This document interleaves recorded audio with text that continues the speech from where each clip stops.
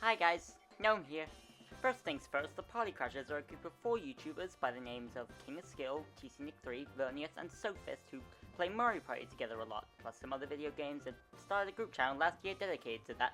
As content creators naturally do, they exaggerate their personalities during these videos, especially during the games of Mario Party, to the point where these exaggerated personalities are easily viewed as full-fledged characters, separate from their real-life counterparts without being too detached as to feel completely fake.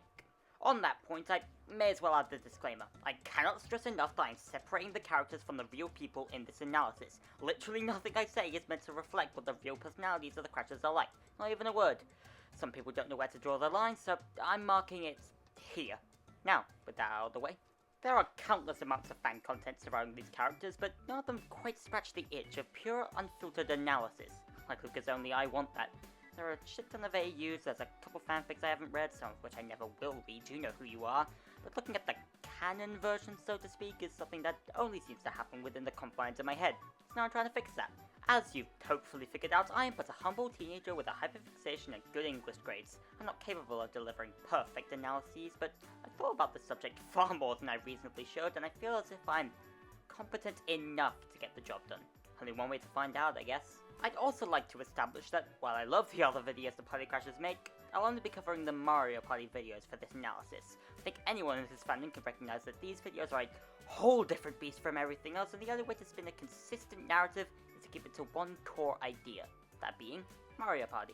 On a similar note, I'll be tackling each member of the quartet one at a time. They'll each get their own section of analysis, but I feel like the easiest way to start things out would be to introduce the core of the characterization to a unified subject matter. Therefore, I'll dedicate the first section of this analysis to an idea that permeates every Mario Party video they've ever made, and directly links to one of the very first strong characterization scenes. I believe that the one thing that sets the Party Crashers apart from any other group of YouTubers playing the same video game together is the fact that each of them can be perceived to represent a core tenet of the gameplay experience. There have been an abundance of comments on their videos detailing as such, assigning each of the Crashers a certain role that represents a common Mario Party player. No one's ever given the exact same roles though, because the characters are genuinely complex enough that it's hard to assign a single trait to define them. I've come as close as I can though, and I've used their canonical stances to do so. In this scene from one of the very first games the Party Crashers play together, TCNick3, also known as Nick, has a choice to steal from any of the other 3 Crashers, and forces them to make their case on why they should be spared from his wrath. This scene, I feel, effectively demonstrates these 3 Crashers as microcosms of their respective tenets of Mario Party, and Nick himself still gets a strong characterization moment even if it doesn't tie into his tenet. That out of the way, let's hear everyone's cases. Sophist, also known as Eevee, doesn't really tell Nick to spare him, instead telling him to pick the random option, a 1 in 3 chance of landing on anyone. When questioned on this insane argument, he straight up cites the spirit of Mario Party as his reasoning, which is obviously the whole reason I'm covering the scene like this. I'm not subtle. From this argument, I've inferred that Eevee is the most unreasonable of the Crashers, making outright strange decisions that barely even benefit him, but still keeping an aura of reasonability about him, even if no one believes it. He's playing up a facade, which is an impressive character beat to pull off when he's already a living facade played up by a YouTuber. He's a people pleaser, a show host, a man who entertains the content lords at any cost, but strives to personalize his content as much as possible. He represents the 4th tenet of Mario Party, and most commenters are able to clock its identity. Chaos. Vernias, also known as Vern, comedically rambles about how much of a beating he's been unfairly taken for the entire game, essentially making the point that Nick stealing from him would just be beating a dead horse. From this, I've inferred that Vern is someone who easily gets swept up in the current of the game, struggles to make his own way, and appears to rely on the others more than anyone wants him to. But due to his bluntness regarding the subject, it's easy to see that he isn't innocent or incompetent, he just gets randomly fucked over. It's fair to assume he's just the unlucky player, but as I'll prove in the rest of the analysis, it's a lot more complicated than that. It's usually the one people struggle to assign a specific role to, probably because it's the closest we have to an average player without actually being one. But I do have a word that I think sums him up pretty neatly. I call it the 3rd tenet of Mario Party: desperation. Finally, we move on to the argument presented by King of Skill, also known as Brent. Except he doesn't have one. Not necessarily in the sense that he's the obvious choice to be stolen from, although that's definitely the case here. No, it's in a literal sense. Nick clicks the option to steal from him before he can even say a word of defense, leaving him to simply question this course of events. This is because Brent is a force to be reckoned with, purely in terms of good standing in comparison to the other Crashers. He's not a dictator or even really a leader of the quartet, he's just a vague authority figure due to his talent and decent luck, which is enough to spark a problem in Nick's eyes. His lack of an argument also implies he's the least confrontational of the Crashers, unless he's harshly attacked first. He represents the very first tenet of Mario Party, which again, most commenters understand, mainly because anyone who knows his name understands. He is the king of skill. You'll notice that I've been name-dropping these tenets in an unnatural order, going from the 4th to the 3rd to the 1st, and completely skipping over the 2nd. This is because I'm aligning each tenet to the order of the Party Crashers themselves, laid out by their turn order in the biggest event of their channel, the Party Crashers Cup, as well as fan projects like Flint4K's rap song about them and Sulk's anime opening. Brent, Nick, Vern, Evie. And with that rule established, it's time I finally talked about the second tenet, represented by Nick. You already know what it is. It's the one thing everyone recognizes Mario Party 4 that I haven't discussed yet. Luck. Nick isn't the only one with strong luck. Brent has a very respectable lucky streak as well, but it's a lot more reliable than Nick's luck, more safe. The simplest way I could explain it, even if I don't particularly want to go down this route, is that Brent exists on Makoto Naegi's luck cycle, while Nick exists on Nagito Kamida's, who weaponizes it as much as humanly possible, playing it up at every opportunity, only to watch himself come crashing down as he inevitably starts abusing his power on an ego high. Over and over again, he insists that his luck is a skill, and although it seems paradoxical, he's completely right. His luck has gone so far as to grant him impossible amounts of hidden block stars, and I'm not joking with that adjective. He got one in first place with bonus stars turned off. These hidden dice blocks, as Nick calls them, have been his strongest asset in many games, to the point where it's a running joke that the C in his name stands for carried, rather than winning on his own terms. Which is slightly reminiscent of a character beat I mentioned for Vern, isn't it? More on that later. Point is, his luck is absolutely absurd, and he uses it with an insane amount of proficiency for something that literally cannot be wielded under normal circumstances. This is why the Party Crashers are so much more interesting than any other group of random guys playing Mario Party. Brent represents every skilled player who knows the most absurd shit about the game and pisses everyone off without actually intending to. Nick represents every lucky player who intentionally pisses everyone off before immediately getting his daily dosage of karma from whatever force he tries to control. Vern represents every desperate player who just plays to win the game, but can't help getting involved with the toxicity that every game quickly devolves into.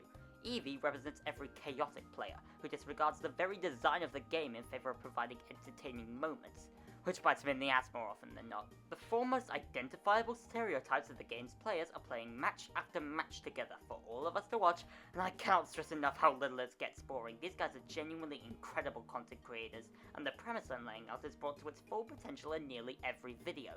TLDR, the reason they make such good Mario Party content is because their characteristics appear to represent the very spirit of Mario Party itself, in four distinct ways for all four members of the group. And speaking of these four members, I said earlier that I dedicated an entire section to each of them, and that should be obvious I wasn't lying about that. I already established the order I tend to put the Crashers in, so let's start where it logically should. I admit that I probably have the least to say about Brent compared to every other Crasher, but don't take that to mean I have any less interest in him. Just like every other member of the team, there's way more complexity to his character than you'd expect, even in the one that seems the simplest. It'd be easy to cap Brent's characterization according to his power level, in that of being way further above everyone else and having an ego about it. He sometimes does, and it makes for a very interesting conflict when that side seeps in, but in his usual state, he's not the kind of guy to randomly brag about his talents, even if he has every right to do so. He's mastered Mario Party because of a genuine appreciation for the game, not to prove some kind of point. As we learn in Mario Party 2's Horrorland, he learnt it from his family, a seemingly different story from one of the other three picked of the game, and it shows. Despite having every reason to enjoy dunking on his opponents with his talent, he's the one who values the fun with friends side of Mario Party more than anyone else. I really like that about him. He doesn't relish in the screaming and toxicity of the group's antics, he relishes in the joking around and friendly rivalries of the group's antics, while also getting involved in the screaming and toxicity when he needs to. Got the firepower to do so at any time, no one can scream better than him, but he only uses these less favourable talents when he's actually targeted, and once he does, it never fails to make for a memorable moment because of how much he's been holding back until now. Brent isn't a conflict starter, and if he is, it usually isn't his fault. Compared to the other three, there are very few examples of Brent going out of his way to bring his friends down. In fact, he's the one who usually builds them up. He is the one who screams Wario's name at the top of his lungs during Eevee's every turn. He's the one who hypes up an entire nation every time Vern does something cool. He's the one who gives an entire folder of Piplup images to help Nick show emotion, and he's the one who carries the energy of the room with monkey noise after impassioned speech after SpongeBob reference. Take the tier list ranking video for evidence, where he almost always advocates advocates for a joke to reach S tier or above.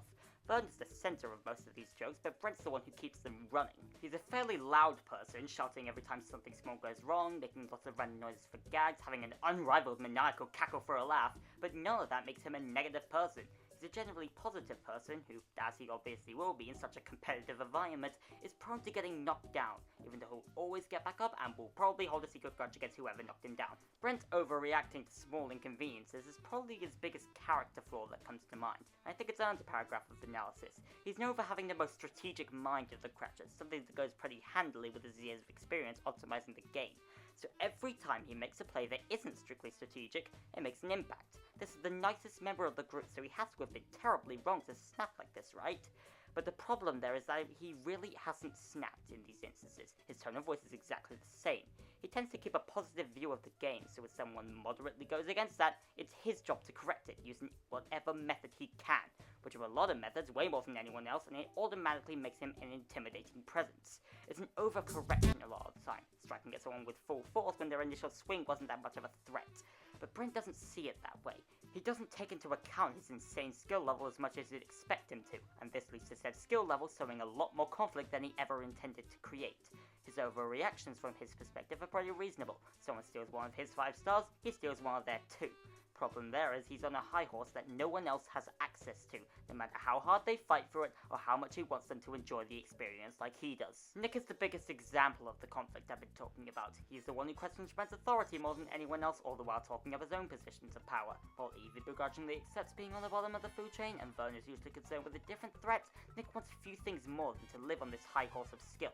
Something he brings up more than anyone else. This easily sparks conflict between them, especially in the early days of the party crashes, but more recently, they just go back and forth in ice jokes, which makes perfect sense, considering it's a light subject matter for Brent to joke about, and strikes Nick's competitive side. Nick wants the feeling of being at the top, but unlike Brent, he can't handle it when he's actually up there. It's a very interesting dynamic. I don't think it's talked about as much as it should be. And on the point of character dynamics, his relationship with Evie has always been a peculiar one. They exist on very different playing fields, the best performing member and the worst performing, the one who values the game most and the one who values it the least, the king and the jester. But this makes for a weird team-up, much more often than it makes for a rivalry. Evie bends to the will of higher-ups while also bending their rules as much as possible, and Brent is a clear example of such a higher-up. Brent's decision-making is usually a lot more unhinged when he collaborates with Evie, which gives them a fun and intriguing dynamic. The two of them recognize the game's bullshit without being able to change anything, so they just eat popcorn together while Vern and Nick argue to the death. The classic hero-villain dynamic has nothing against each other. I really like the twist there. As for Brent's relationship with Vern, they don't have a notable rivalry, with neither of them really wanting to start conflict until they're actively pushed into a war zone, and Brent generally being the most supportive of Vern's goals, even if imparting his wisdom often leads to puppetry accusations from Nick. Accusations which aren't unfounded, considering how often it happens, but it's usually a case of Brent explaining his intricate knowledge of the rule set to someone that's studious in the field, instead of real manipulation. When conflict does brew between them, however, it gets fierce. The wrath of a kind man is not to be messed with, and Vern is a little too prone to accidentally messing with it. His way of strategizing is radically different to Brent's, but it doesn't provide a new perspective like Evie's does. It just looks amateurish. Makes for a good foil though, and it showcases another actual character flaw of Brent, his belief that whoever plays best always deserves to win. Overall, I think Brent is easily the most underrated of the Crashers, which is a weird thing to say when there's only 4 of them, but the point still stands. He has a fascinating perspective of the game that none of the others share. He carries the good nature of the videos more often than not. His knowledge of the ins and outs of the game makes him really interesting to listen to. His toxic moments are incredibly entertaining, and I cannot stress enough how infectious this man's laughter is. Some of the best moments in Party Crashers history are when he just gets to let loose. He's on the simpler side of characters, but you'd have to be insane to call him boring for any reason other than winning down near every game, but he's earned that reputation, and without it, everyone else's attempts would feel a lot less hopeless, and it's fun to watch them suffer. That's basically the whole draw of their Mario Party videos. Brent's skill is the foundation of the series that it is based around, and I really appreciate his character for it. Nick is a really interesting case in terms of his characterization. He probably has the most clear-cut and memorable character of them all, which makes sense with just how often he props himself up as important, and while not necessarily being a villain, he acts as a direct antagonist more than anyone else, including Evie. His role in the group stands out, and that comes with a lot of interesting ideas as a result. First off, the standing out thing. It's a very consistent trait of Nick's, constantly trying to push the other Crashers further down the ladder so he can scrounge his way to the top. It's a compensation method more than anything. He stated his belief that the TC Nation is the weakest one of the four, and with an ego like his, he wouldn't take this lightly, would he? The statement is unfounded, he's the only one who says such a thing, but if someone else said it, Nick would probably try to push it away, like he does almost every time 4th place speaks to him, especially Vern, the leader of his rival nation. Nick despises being placed in last, even more than he despises not being placed in first, because the one thing he has going for him is his unconventional skill set giving a slight power boost. If that doesn't help him and he ends up with nothing, the efforts were worthless, and Nick has a whole lot of effort. He's a passionate Mario Party player, not because he cares about the game like Brent does, but because he's driven by the allure of competition, an easy chance to prove himself against powerful opponents, and Eevee. He won't let himself fall so often into bored despair like Eevee. He'll throw hands until the end, even if the prize is more of a bronze than gold. Nick is the biggest shit talker in the group. Any one video from the crashes will tell you that much. If an opportunity falls to his feet to take a jab at anyone, or screw over an innocent man for personal benefit, he hardly ever hesitates to take it. He doesn't come into a game planning to assassinate someone, that's another waste of his efforts. He just waits until the game tells him who to target, and full sends the rivalry, whoever it ends up being.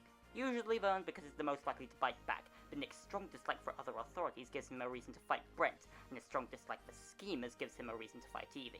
He's stalwart in his beliefs, relying on the same tactics over and over again to try and push himself up from the bottom, because those are the skills he's mastered, those are his weaponry, and when a victory falls into his hands, good weaponry. Problem is, he never has a guarantee of his victory, and unlike many other aspects of himself, he's never confident in it. He knows all too well the unpredictability of the game. His biggest insecurity is not knowing a consistent method of winning, so his usual goal is more akin to not losing. This makes him look like a troll sometimes, or perhaps a villain, but he isn't either of those things. He's just a guy with a lucky streak who really wants to escape the bad luck that comes with it. Nick gets karma delivered to him far more than he wants to order, and everything he does is an attempt to escape the cycle. That's not entirely unreasonable. It doesn't look like he's playing the game honorably, but for him it's the best way he can play. On the topic of Nick's playstyle, his priorities are in a much different order to the rest of the crashes. If his own words are anything to go off of, I've already touched on the fact that he wants to not lose more than he wants to win, but this mentality doesn't apply to all aspects of Mario Party, only the end results of the match. In regular minigames, Nick believes that anything below first place is equally bad, unless it's a battle minigame where the results have more obvious importance. The regular minigames are on a much smaller scale than a whole match, or even the battle minigames, so the fact that Nick's priorities scale accordingly is really interesting. He isn't sticking to his goals as much as he sticks to his methods. The end result can be a lot of different things as long as he proves himself capable of pulling it off. Hell, even though he's the most self-driven member of the Crashers, he's also the most willing to support someone else winning when he feels like it. More specifically, he's surprisingly prone to supporting Vern, the leader of his rival nation. But I won't get into Vern and Nick's dynamic just yet, there's far too much to say, so I'll talk about Brent first. Nick often refers to his own luck as a skill, specifically despite Brent's, and in a lot of ways he really isn't wrong. Nick weaponizes his luck cycle just as much as Brent weaponizes his expertise in the game, and a lot more than Brent works as his own luck cycle. From Nick's perspective, Brent skates on with his natural talent and safe luck, while he's constantly getting crushed under the weight of his own disproportionate skills. Nick values his arsenal and struggles to indulge in the items he's handed by the game, while Brent uses them with no hesitation and with perfect precision. Brent is the ideal partner for a 2v2, but the most common pair-up is him and Vern versus Nick and Eevee. He has a lot of reasons to hold spite towards Brent, but in reality, it's more like a hidden appreciation. Brent's position of being a respected authority that keeps getting away with everything he does is something that Nick seems to strive for, but like I said back in Brent's section, he doesn't have the control that Brent does. He only has the motivation. As for his relationship with Eevee, they have a lot of common ground. They screw over the rest of the group more often than not, they weaponize their favourite dice to an absurd degree, and they spawn a lot of in-game rivalries in the process. This does not make them a good team, however, because Eevee doesn't swing as hard as he can at every problem like Nick does. This is especially clear in the aforementioned 2v2 minigames, where Nick and Eevee are repeatedly paired up, and Nick takes the opportunity to complain about Eevee's lack of skill every single time, pissing Eevee off and seemingly keeping their relationship sour. Nick's brutal honesty isn't a good pair for Eevee's conniving performances, but their shared tendency to get pummeled between positions at an alarmingly fast rate gives Nick a reason to empathize with Eevee, because he really isn't always a hopeless loser like Nick makes him out to be. He has his own battles to go through, they just take a much different form to Nick, so despite their common ground, they barely get to fight together. Now for the big one, whatever the fuck's going on between him and Vern. Almost every single game, they break into a massive argument that sets off the Doomsday Zone music from Sonic 3, usually because Nick took the first opportunity to ruin Vern's day for no reason other than trying to benefit himself, and Vern takes exactly as much offense to that as it sounds like he would. They have an equal skill level, coming out to roughly the same amount of victories every time someone counts them up, and both having even more gimmicky tricks up their sleeves than the content man himself does, but never more than each other. It's best described as symbiotic, their relationship. Their interactions are what drive each other to be so desperate to win a lot of the time, usually in a vengeful way, but sometimes because they're the most logical team apart of the six, balancing their strengths and weaknesses. For example, Nick has an insane amount of self-love to the point where it's considered a running theme across the series, while Vern has almost no self-esteem at the end of most games because of how thoroughly his strategies have been torn through. Vern struggles to assert his talents in a normal game because he can't find an outlet, but when he feels like it, Nick acts as an outlet. When Vern actually manages to make a cool play for himself, Nick cheers him on harder than anyone else, whenever he's not booing him harder than anyone else. Nick's an observant guy. He knows where Vern keeps failing, and just as much as he can exploit that, he's perfectly willing to prop him up as well. They're roommates after all. Overall, Nick has some of the most obvious intrigue to his character out of any of the Crushers. Making himself known in every scene with his constant shit-talking certainly helps with that, as he reveals a lot of complicated motivations every time he talks about winning as a concept, which is brought up very often in a competitive environment like this. He keeps the energy going by inciting rage, sometimes with the plays he actually tries to make, usually with the plays that fall into his hands through his talented use of luck. He knows Mario Party can't be easily controlled or taken into anyone's hands, but what he can do is take whatever he's got and throw it at his opponents with full force until he's handed the victory. Whatever works, works, and this is how he's got to work. He has no objections.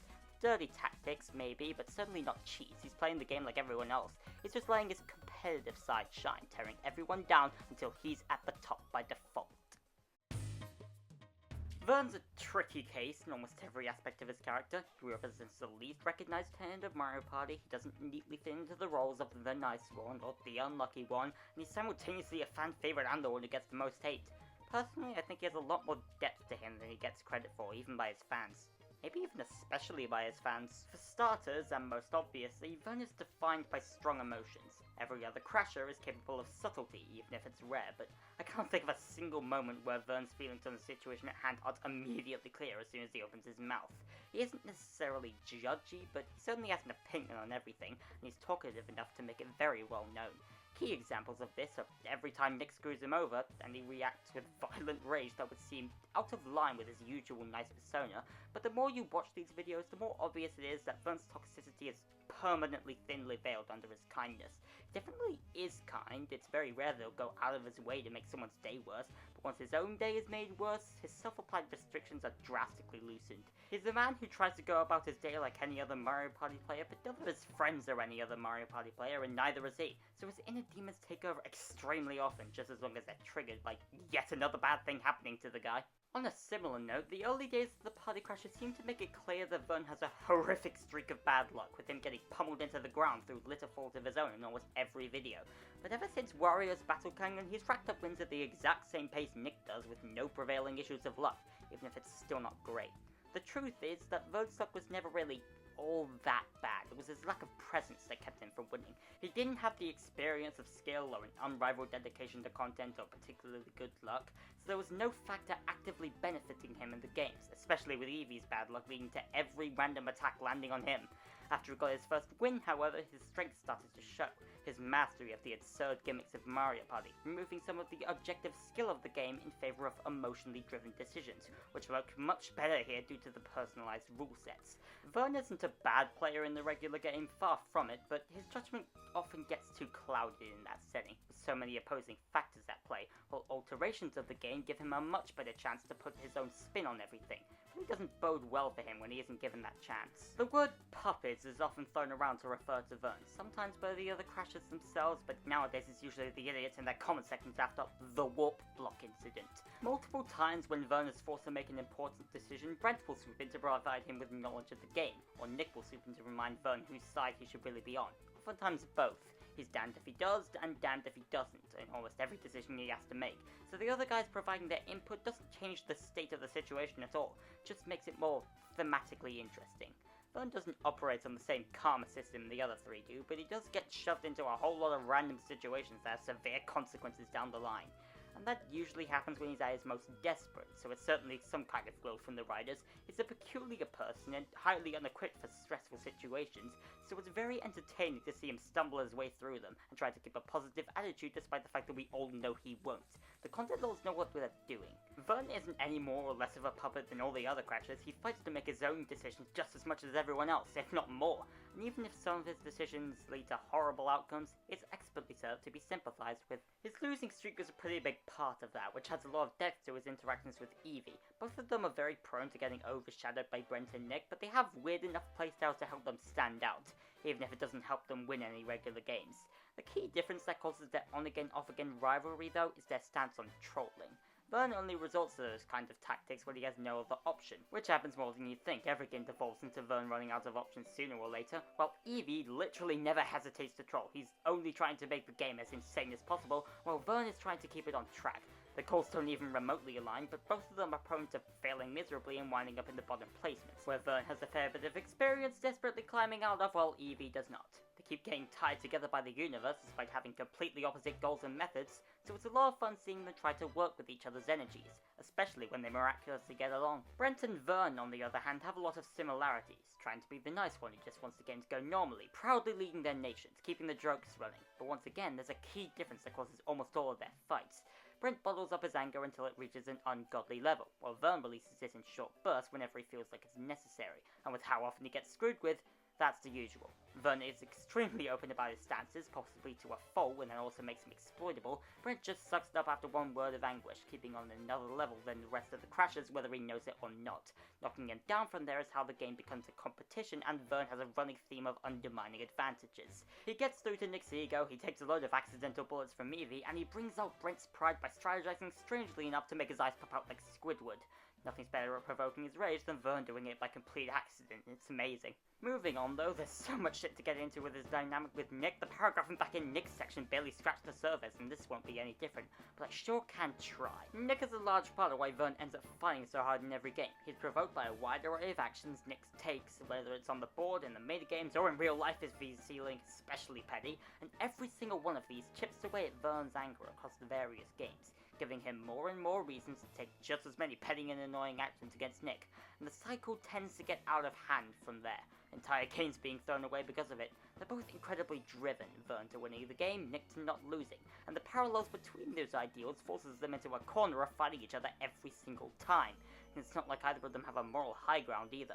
Nick's toxicity meter stays relatively consistent unless it's specifically altered, while Vern's is being bolstered almost every time he talks to Nick, to the point where they're most likely equal when their arguments reach a violent peak, and if not, Vern tends to be the worst one. It's really interesting how they flip between bringing out the best and worst in each other, for no reason other than the fallout of one video game round.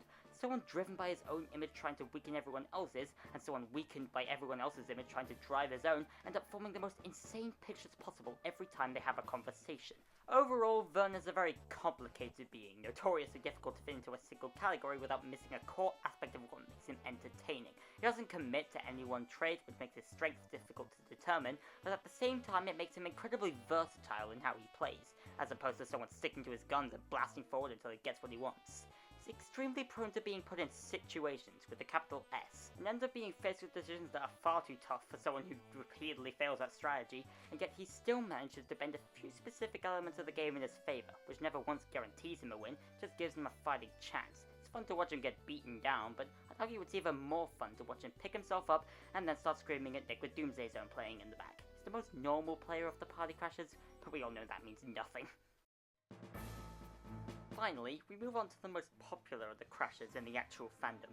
Many people have explored his villainy, or lack thereof, in a decent amount of detail, but with a character as unhinged and detailed as Evie, I'm hoping I won't retread too much ground. Evie is the most unpredictable of the Crashers by a long shot. He makes a multitude of decisions that actively lower his chances of winning a game, yet at the same time, he fights hard for the win when it's in his reach. He keeps a sophisticated and cunning demeanor, befitting of his name, which he immediately drops whenever he wants to express any emotion other than boredom. He plays with more unique plans than anyone else, but copies off of their homework when it's clearly getting the marks. You'd think this makes him a less functional character, not keeping to one consistent trait, but I'm more inclined to see it as evidence of his complexity. Nick once tried to point out that underneath his uncaring, chaotic, neutral facade, Evie still wants to win the game, and Evie only responds in confusion, which I take to mean he doesn't want others' views of his intentions to define him. He wants to strike out on his own and make an impact that way. It doesn't matter what the truth of his intentions are, winning or not winning, because his motive remains the same: make the game more interesting for his audience. However, the reason I think this motivation is so prevalent is that it's incredibly difficult for him to achieve within the confines of these games, especially from his own perspective. Evie very rarely has his insane plans actually work. It usually ends up looping around to make Vern suffer and handing one or the other to an easy victory, or Karma swinging around to stab him in the back for making Vern's life unnecessarily difficult when that wasn't even what he was trying to do. Evie once remarked about the will of the writers, the idea that his free will is entirely determined by those who truly control him, but this doesn't necessarily put him down. The saying could be interpreted a second way, where Evie is the writer, bending the game to his own goals with the few resources at his disposal. He has no skill, no luck, and desperation isn't all that helpful on its own. Chaos is all he can create, and manipulating the insanity he created to suit him is the only strategy he can afford. None of his plays make sense to the untrained guy, and there's a 75% chance they won't make sense to anyone, but the other 25% are what make him threatening. The times he goes under everyone else's line of sight to pull off a villainous trick that throws the game off balance. It may not help him win, but he'll gladly eat popcorn as his rivals tear each other apart. There's also something to be said about how Evie develops the more games he plays with the group. In the beginning, he seems to be exactly how he presents himself, a cunning villain who messes with the very core of the game to suit his own desires, even at the cost of an unlucky life being destroyed. This image of himself is broken down the more he fumbles a genuine attempt at victory, the more he breaks down with the few skills he has thrown into question, the more he lets the unlucky live because he now knows the pain. By the time the Cratchits start playing Mario Party 3, Evie is no longer considered a villain. He's an antagonistic force at best, and even that's more likely to be Nick's role than his. In fact, he's appeared to take Vern's place as the underdog everybody roots for in the comments sections, now that Vern's taking a more active role in the group's toxicity, whereas Evie has lost that control. Deep Blue Sea doesn't leave the viewer in anguish like Vern's birthday did, but it leaves them in the soul-crushing apathy that Evie feels every time he rolls another one, receives another tax from Bowser, gets left in the dust once again by his more powerful rivals. When he finally returns to making insane plays with random outcomes, a reverse room into a chance time, is when he finally gets back on his feet and feels confident in his unusual abilities once more. The universe may be working against him, but he'll never let small things such as destiny or basic logic define him. Now for his dynamics with the other Crashers. Brent, first of all, would logically be an obstruction to Evie, the contrast of the man who sticks to the rules of the game to an insane degree, versus the man who goes against them with everything he's got. But that's what helps them cooperate. With Brent, it brings out his insane side, and with Evie, it brings out the rare logical side of him. He knows where to place his bets after watching these guys on the sidelines so often. Brent is an unstoppable force who carries everyone in a team, and Evie is a guy who flails about trying to sow chaos wherever he can. Brent's help drastically increases his chances of survival, not of winning the game, not of achieving his goals, but of making it through the game long enough to watch the nonsense unfold, and unhelpfully chip in if he feels like it just to troll everyone. Evie's rationality is often lost in translation, as he's so often pushed to his brink, but an interaction with Brent is a reliable way to prove that he has some smarts in him. You don't see everything with a Patrick gif. Evie and Brent are the two maniacal laughers. It's dangerous to put them in a room together when they have something like a shared opponent to laugh over. Next up, his interactions with Nick are often prone to launching into hostility, primarily from Nick, because of their sheer lack of team chemistry. Both of them outwardly despise cowardice, but strategically retreat more than anyone else, throwing the game to earn a more personal result, so no wonder they can't win anything together.